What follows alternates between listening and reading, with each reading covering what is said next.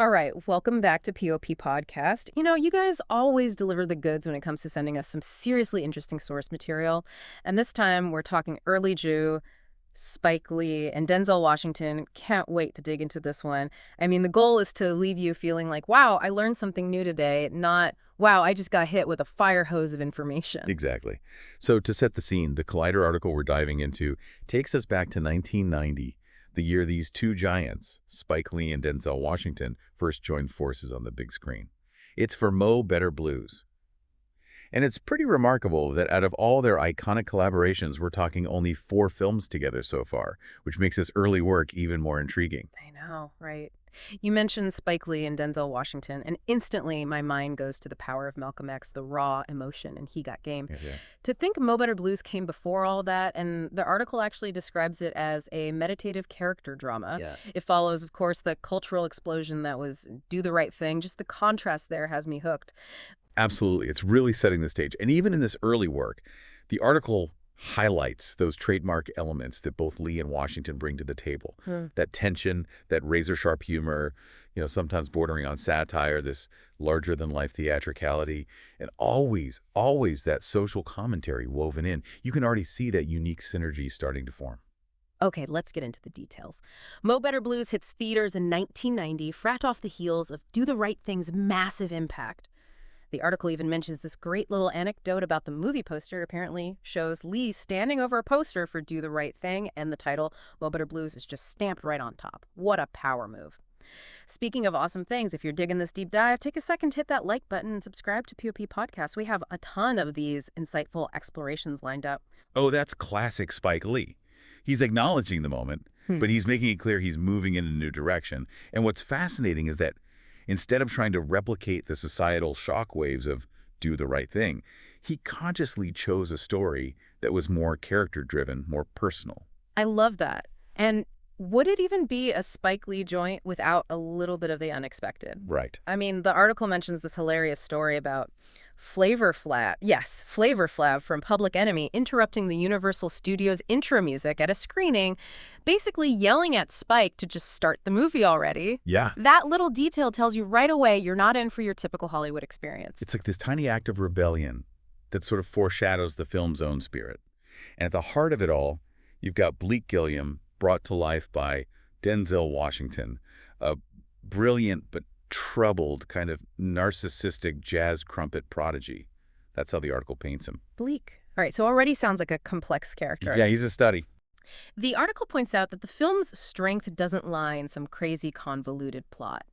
It's really about unpacking these intense relationships Bleak has. You've got the rivalry with Shadow Henderson, who's this ambitious sax player sort of gunning for his spot. His manager, Giant, played by, get this, Spike Lee himself.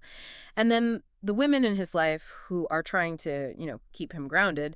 It seems like his unwavering commitment to his music, this almost obsessive drive, is at the root of a lot of the conflict. Yeah. I'm already thinking about how this film could be a really interesting look into the inner world of an artist, right? For all of you out there who love to dig deep into the human psyche, I think this one's for you. Absolutely.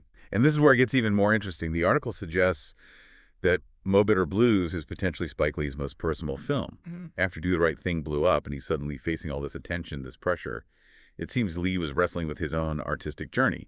So the film, in a way, becomes a reflection of some of his own doubts and struggles. Wow, that adds a whole other dimension. And to make it even more personal, you've got his father, Bill Lee, who's an accomplished jazz musician himself, composing the score. But the article mentions their relationship became strained later on, which even played into Lee's later films like Crooklyn. Right. It's almost like you can draw this parallel, between Bleak's childhood, where his mom basically forces him to practice trumpet nonstop, and maybe the isolation that can come with that level of artistic dedication, or even maybe the kind of sudden fame that Lee experienced. Yeah, it's fascinating. Makes you think about the sacrifices involved in reaching those creative heights. It really does. And the film goes beyond just Bleak's inner world. It's got a distinct style, a vibe all its own, and the article really emphasizes this affection for jazz music, for that whole cultural landscape. Ernest Dickerson's cinematography, I mean, he's known for it. Oh, so good. His striking visuals, that kind of heightened realism. And then you've got Ruth Carter's costume design, which is always impeccable, adding to this world that feels both authentic and visually stunning. Ruth Carter, a legend. Everything she touches turns to gold. Now, the portrayal of women in Spike Lee's films has always been a topic of conversation.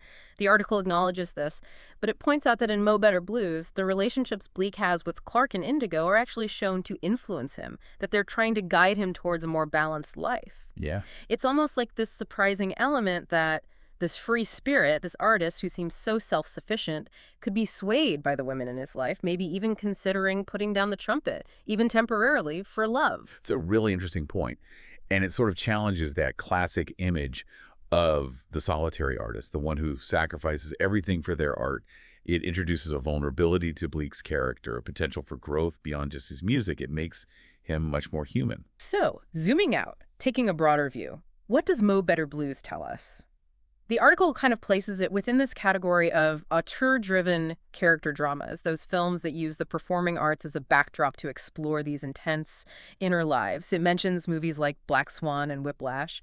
But the key difference, according to the article, is that Mo Better Blues has this genuine, deep-seated affection for jazz. It's not just a setting, it's a character in itself. Exactly. While something like Whiplash dives into the darker, more obsessive aspects of artistic ambition, Mo Better Blues doesn't shy away from Bleak's flaws, but it also celebrates the beauty, the soulfulness of the music and the community around it. It's a much more nuanced and ultimately more loving portrayal. All right, circling back to you, our awesome listeners, what are the nuggets of gold we've dug up in this deep dive into Mo Better Blues? We're looking at a pretty significant early collaboration between Spike Lee and Denzel Washington, a shift towards a more intimate, character-focused style after the monumental Do the Right Thing.